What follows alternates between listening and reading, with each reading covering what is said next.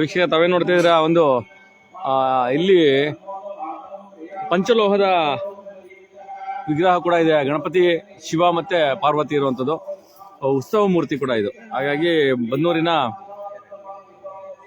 ಆನಂದವಲ್ಲಿ ಹನುಮಂತೇಶ್ವರ ದೇವಸ್ಥಾನದ ಒಂದು ವಿಶೇಷ ದೃಶ್ಯ ಕೂಡ ತಮಗೆ ತೋರಿಸ್ತಾ ಇದ್ದೀನಿ. ಹಾಗೆ ಎಲ್ಲ ವೈದಿಕ ಆಚಾರ ಮಾಡುವಂತ ಎಲ್ಲ ಪೌರೋಹಿತ್ಯ ಇವತ್ತು ಬಹಳ ಅದ್ದೂರಿಯಾಗಿ ನಡೀತಾ ಇದೆ. ಇನ್ನೂ ಕೂಡ ಬೆಳಗಿನಿಂದ ಸ್ಟಾರ್ಟ್ ಆದಂತಹ ಎಲ್ಲ ಧಾರ್ಮಿಕ ಆಚರಣೆ ಕೂಡ ನಡೀತಾ ಇದೆ. ಜನ ಎಲ್ಲ ದೇವಸ್ಥಾನಗಳು ಕೂಡ ಹೋಗಿ ಬಂದಿರುವಂಥದ್ದು.